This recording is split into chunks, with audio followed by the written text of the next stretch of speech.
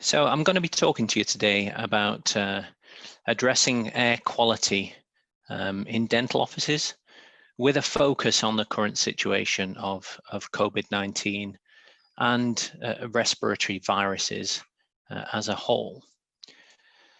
So to start with, and I'm not teaching you to suck eggs here, but it's all relevant. There are 4 disease transmission routes. Direct contact, so coming to direct contact with an infected person. Indirect contact, where an object has been infected and you come into contact with that object, or fomite infection. Droplet, I think during this COVID-19 pandemic, there's been so much talk about droplet disease transmission, and we started with droplets that fall to surfaces, to finer droplets, to now we've got onto ultra fine droplets that can be hanging around in the air for hours, but not quite airborne, not aerosolized, and then we've come on to airborne, which when you look at MERS and SARS coronavirus makes quite a lot of sense. I believe that in the West, not enough's being done about droplet and airborne disease transmission routes, and what COVID-19 is certainly doing is highlighting these transmission routes. I work a lot in South Korea. South Korea was hit with SARS coronavirus in 2003, and as a result, they really take droplet and airborne disease transmission routes seriously, and they form a part of overall infection control packages or protocols with not only healthcare facilities and medical facilities, but everywhere looking to certainly commercial premises looking to combat these disease transmission routes. So I think what's important right now is that everybody's scrambling around because of COVID-19, certainly in dentistry. You guys all want to get back to work, but I think we need to take stock and realize it's not just about COVID-19. We're never going to go back to a normality, but the reality is that just recently the EPA a couple of years ago said the most unhealthy profession in the world is being a dentist, and that's partly because of all the exposure to airborne pollutants. So quite strongly feel that it's not just about COVID-19. If we're going to try and solve this problem, let's try and be as broad ranging as we can. If we're going to bring in clean air technology and look at airflows and look at ventilation and look at our infection control practices, certainly with regards to the air, well, let's make that as broad ranging as we possibly can and look at what are all the pollutants we need to deal with that are hazardous to health, not just respiratory viruses. COVID-19 obviously very important, but there's lots of other things that we need to take into consideration. So what is the problem? First, we've got dirty air contaminated with particulate matter, dust, pollen, dander. Dirty air we can trap. Secondly, sick air, viruses, bacteria, mold, fungi. So bacteria, mold and fungi, easy to trap with filters. It can cause some problems further down the line if it's only a filtration system with kind of microbial growth on the filters there. But viruses are shown to, certainly aerosolized viruses, to penetrate filters. Finally, toxic air, extremely small particles, gases, VOCs, more so an adsorbent or neutralization of toxic air. So one of the questions certainly that we're getting asked and that a lot of governments are putting out there right now is filters, in particularly HEPA filters. And the question for me has been so often, are filters effective at trapping the COVID-19 virus? Well, if we look at filtration, typically in an air purifier, you might see a pre-filter for larger coarse particles, maybe a carbon filter, activated carbon, with the objective at adsorbing gases and VOCs, and we'll talk about that shortly. HEPA filter and some other final filters generally in an air purifier. MERV filters quite commonly are used within ventilation systems, and all filters have gradients. So they grade from maybe 1 to 15, and the higher that gradient, the more effective they are. If we look at their MERV filters, in particularly with regards to coronavirus, how effective MERV filters are, well, you'll see that they are effective, and the higher up that filter goes, the more effective they are. But certainly for ventilation systems where you see a lot of these, there's a lot of penetration happening there. HEPA filters, on the other hand, are a lot more effective. And HEPA filters kind of work where around 0.3 microns to 0.5 microns is most penetration happening. And before that and after that, they get more efficient. But there are independent studies there showing that aerosolized viruses will penetrate HEPA filters. And the point to this, we'll talk about airflow shortly, the point to this is, if we're going to deal with something like a virus, like COVID-19, it takes very few virions to cause a respiratory infection. Should that technology then be releasing any of those back into the air, especially back into the breathing zone? So for me, filters in their own right have a very important role to play, but are not the be all and end all, certainly not when we're looking at dealing with respiratory viruses. Second part we look at is air sterilization, and common technologies used to sterilize the air, perhaps UV radiation, photocatalytic oxidation, heat, plasma, ionization. I think when these are used in their own right, a lot of times they're designed to be used with convection, so air naturally passing by this as a technology. When we used forced air, which is what we want to do in order to create airflow and in order to create air exchanges, well, then it becomes a lot more difficult to have the resonance time needed in order to deactivate or break the DNA of bacteria, the RNA of viruses. So really getting this right is an absolute science. One of the common downfalls, therefore, to air sterilization technology is dwell time with forced airflow. So it's common practice for air sterilizers to be tested in chambers over a period of time, but this should be a reduction, not a kill rate. And I think there's a lot of language out there that's quite confusing, and it's also enabling people to take an off-the-shelf product, bring it to market, and say this is the perfect solution for you because we're giving so many air exchanges, and we've got filters and a UV light and this, that, and the other. There's a lot more science when it comes to actively dealing with certainly with viruses. So if we're pulling a virus out of the breathing zone and processing it through any clean air technology, is it acceptable for some of that virus to be distributed back into the breathing zone? Well, for me, no, because if you're going to tackle this as an issue, you're going to control the airflow, you're pulling the air out of the breathing zone, and you're distributing clean air, which should be virus-free, back into the breathing zone. I don't think it is acceptable. I think a clean air technology should be sought that has a proven kill rate, because in this instance, if you look at what can happen, you're dragging contaminated air down to the ground and into this unit. So you're controlling the flow of air, taking it out of the breathing zone. And if we distributed contaminated air back into that breathing zone, well, this is what would happen, certainly in high risk areas such as this postnatal ward here on display. We also have to look at the bigger picture again. It's not all about COVID-19. So one of the things that is important to deal with is toxic air. So we go back to filtration. Dirty air like particulate matter, dust, dander is easy to trap. Toxic air becomes a little bit more difficult.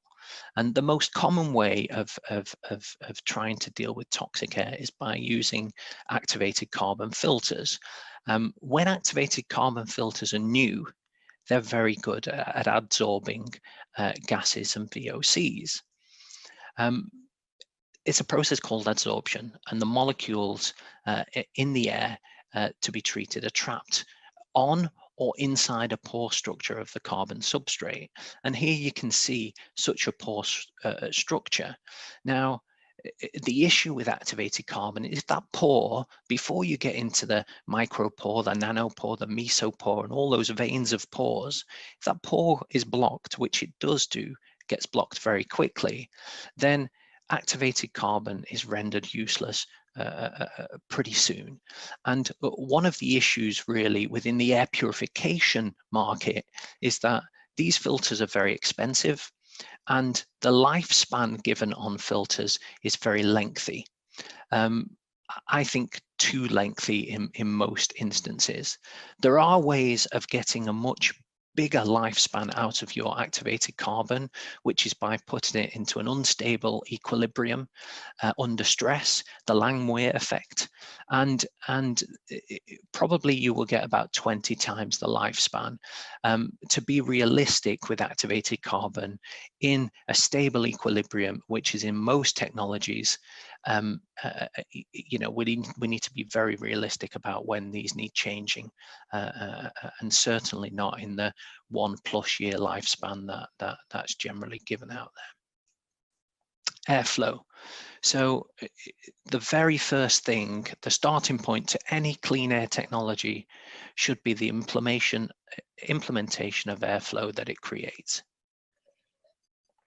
especially when we're looking at reducing droplet and airborne disease transmission routes. The objective is to pull polluted air out of the breathing zone, process that pollution, and disperse clean air back into the breathing zone. So I think a very important thing to note within this is that airflow and air exchanges are two very different things. Creating the wrong airflow can cause a further infection risk. And to make this relative, if you buy an off-the-shelf product and put it in the wrong place within your dental surgery, and you're dragging air past maybe yourself or the dental assistant, or then you could be opening yourself up to a higher risk of secondary infection.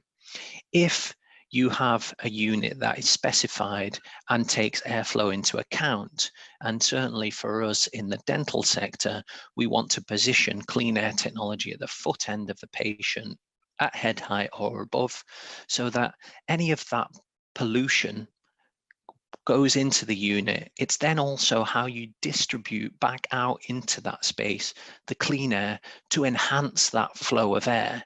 So with all clean air technology, airflow is absolutely imperative to get right.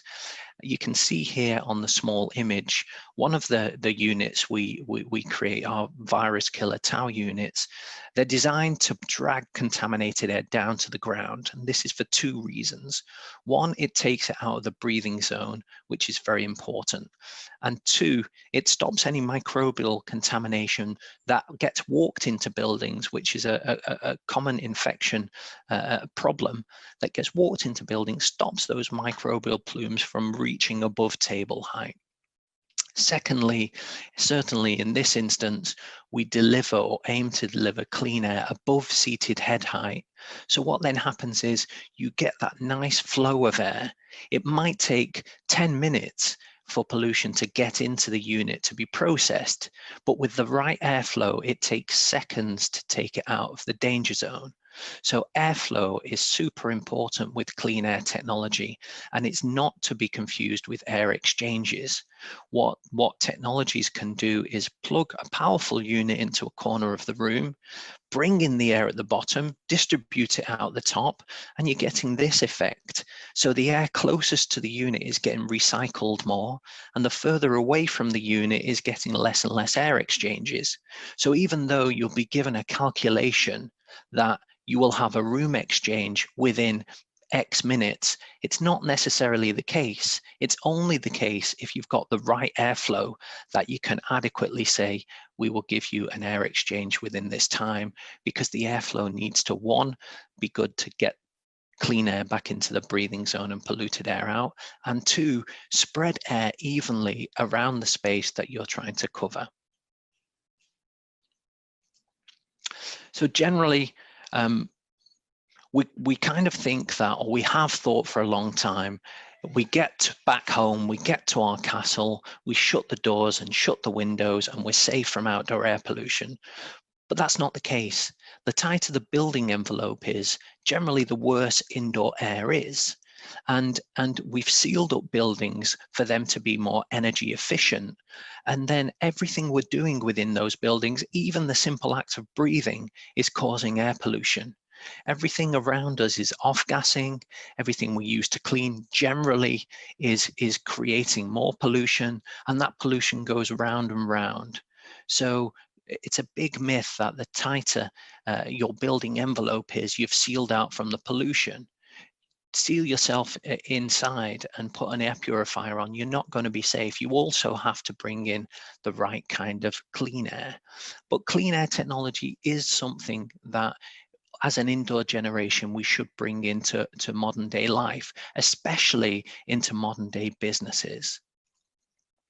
If you think that we take an average of 20,000 breaths per day and we release an average of 500 litres of CO2 per day, CO2 is always the elephant in the room, including in working practices. When these buildings are sealed, CO2 levels get high and people get drowsy. It is a form of air pollution. So ventilation and air input needs to form a good part of any clean air strategy. It is a strategy, this. It's not as simple as plugging something in and away you go. You have to source the right technology. You have to make sure you've got the right ventilation. You have to locate that right technology in the right area. And that is all part of a clean air strategy. So the recommended solutions for me, before I talk a little about what we do as Virus Killer: good ventilation, key. Good ventilation is key. You need to bring in incoming air. Decide what air pollutants are important for you to deal with. There's a lot of pollutants in the air in dentistry: mercury vapor, ultrafine particles, gases and VOCs, and yes, microbial contamination, especially with regards to viruses right now. Mold, fungi and bacteria you can deal with filters, especially HEPA filters. But in a high moisture environment, which when your aerosolizing activities will create moisture, you have to think, if it's filters alone, what is then happening on that filter? You've got those microbes, you've got a food source, and you've got moisture. You're going to get microbial buildup on that filter, which then can lead to a secondary problem. So a little bit of homework needs to be done about the right solution for dentistry in particular. Clean air technology should be chosen that is proven to deal with the pollutants concerning you.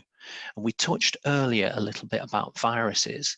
Now, you can put any technology into a chamber and aerosolize viruses in that chamber, and the process of moving that air around and putting it through filters and a technology, over a period of time, you're going to get rid of those viruses in a chamber. But that is not a kill rate. The only way you can give a kill rate on respiratory viruses is what goes in and what comes out. It needs to be on a single air pass, and they need to be tested on viruses.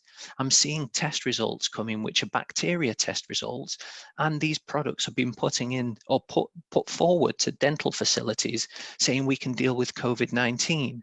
If there's no test results on viruses, and if they're chamber tests on bacteria, which you can trap with filters, well, we need a little bit more regulation in this market, and people need to do their homework a bit more and say to those companies who are pushing these products, I need you to provide me with some evidence that this is going to deal with viruses. And there aren't many technologies with a single air pass kill rate. We're pushing for that to become more standard because it's important that what goes in and what's coming out, so you're not distributing or redistributing viruses back into that breathing zone. So proven technology that can deal with the pollutants concerning you is absolutely vital. Virus kill rates should be on a single air pass. We've just gone over that. And the right airflow is of paramount importance. Don't just plug in a system into the corner of the room and think it's going to give me 20 air exchanges an hour. It's not quite the case. You need to control where that air is going and where it's being pushed out. And you don't need to decide between air purification and air sterilization. You can have the best of both worlds and choose a technology that does both correctly. So a little bit about what I do. For many years, I had a consultancy company that specialized in taking new technologies to market. And I really was getting involved in the clean air technology space. And I eventually found a company in South Korea called INBR. And INBR was set up in 2004. It was funded by the South Korean government in response to SARS coronavirus outbreak in South Korea in 2003. So INBR use a process called photocatalytic oxidation, which is ultraviolet light and titanium dioxide. You can see in the image there on the left, the reactor chamber that we use is multiple UV lights, lots and lots of titanium dioxide filters. We put them in a very reflective chamber, and there's certain shapes cut out of the titanium dioxide to create refraction. So we're amplifying the power of that UV radiation many times, creating the right kind of UV radiation and lots of hydroxyl radicals, which only work in that chamber. So the idea is that anything that gets through the filters, which is the first stage of our technology, including viruses, get neutralized or destroyed within that chamber.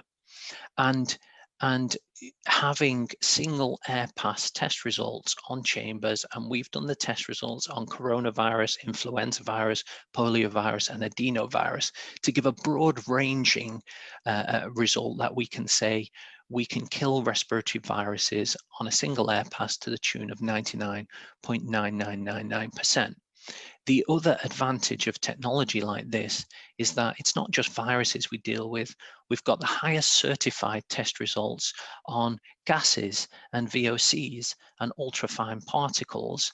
So looking at that bigger picture, it's worth investing in a technology that does the job as a wider air pollution solution. It is called virus killer because that's our USP. You know, we kill viruses on a single air pass, but also you need to think about controlling the flow of air, good ventilation. Your clean air strategy is of vital importance within dentistry. I hope you found this really useful, and I'm happy to take some questions in the Q&A.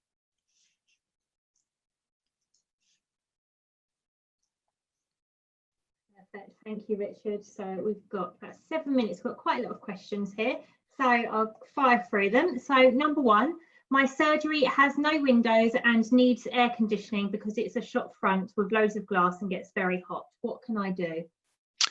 So I think look at implementing some clean air technology to give you first and foremost some protection, especially with the current situation, and try and get a vent fitted somewhere. So have some control of incoming fresh air input as well. Think about where the two things are going to be positioned so they're not countering each other, but ideally you want to have access to some fresh air, and implement some clean air technology to give you the right kind of airflow to minimize your risk and to create those air exchanges, which means you can see patients quicker in between one another. Perfect. Thank you very much. Katie has asked, can we just use a UV light? Heard they're doing it in Denmark. Well, if you use a UV light, you've got to think, well, you can't be exposed to just UV light. You know, it has to be in some sort of chamber, or it has to be out of sight. So some UV lights actually point up to the ceiling above head height, and with convection, when air goes up above the ceiling, yes, it's going to have an effect. But again, for this instance, you want to control more than just microbial contamination. You want to be showing that you're doing air exchanges, especially in between patients. You want to control the airflow, which means a forced air, which is fan, and just UV. When you put forced air past UV light, it doesn't have the dwell time needed. So you could, and it would have an effect, but it's not a solution for you, I don't think. Perfect. Thank you very much, Richard. Okay. Our next question is, after we have carried out an aerosol procedure in the dental room, should we keep our mask on until a complete recycle has been carried out? I would say so, yeah. I mean, you know, the high pressure suction device that you use in dentistry, I believe, gets rid of about 90% of that aerosol. But I would definitely advise keeping your masks on because, you know, as I mentioned before, you can put a piece of technology in the room, and if the right airflow is not being created in that room, it will recirculate the air closest to that bit of technology. So although the calculation might be that you should get an air exchange within 5 minutes, if the airflow is not right in that room, it's not necessarily pulling all the air through that unit. So keep your masks on as good practice until you don't need to have them on and take them off. But definitely, at least till you think that air exchange has happened, yes. Thank you. Can Eradicate be used in conjunction with an air conditioning unit? Yes, we use it more often than not in conjunction with air conditioning. It just needs sighting in the right position. So ideally with air conditioning, especially if it's a recirculating air conditioning, centralized air conditioning is not as much of an issue because it tends to be more centralized, but a recirculating air conditioning unit does create an airflow. So this can work in your favor because as long as the airflow is complementing the airflow of Eradicate, which means that what we're trying to create is air going towards the unit, then yes, absolutely. But don't just put Eradicate at the foot end of the patient. If you've got an air conditioning system in there, make sure you ask for advice on best positioning. Brilliant, thank you. We've got time for maybe one or two more. So the next one, someone says, hi, how long between patients should you wait to see another patient? Well, you know, you need to follow guidance on that. I mean, I know there's a lot going on with UK dentistry right now, and some dentists who are spearheading the fact that if we have the right technology that can show we can get rid of this virus on a single air pass, and we're giving an air exchange every 7 minutes, say, which probably a fair account for one of our dentistry units. We don't have to wait an hour, because the reality is to this that respiratory viruses or aerosolized respiratory viruses with your average kind of air movement, it's going to take 2 hours to dissipate anyway. So even that hour gap that is being advised, there's still a risk there. For me, I feel that it's much better to have a technology in place that can give an air exchange within a short period of time, reduce the risk, and also allow you to see more patients in a day. So we can't advise this is what you should do. You're going to have to follow regulation, but certainly for your own safety, yeah, make sure there's an air exchange there, and then before you see your next patient, I would advise you. Brilliant, thank you so much. I think that's all we've got time for, but what I'm going to do is pop an email address in the chat. So if anybody's got any more questions for Richard or about Eradicate, then you can pop them in an email. Okay, so thank you so much, Richard. That was brilliant. We've got loads and loads of questions flying in, so I think Natasha over on emails is going to be very busy for the next few days. But thank you so much, that was brilliant.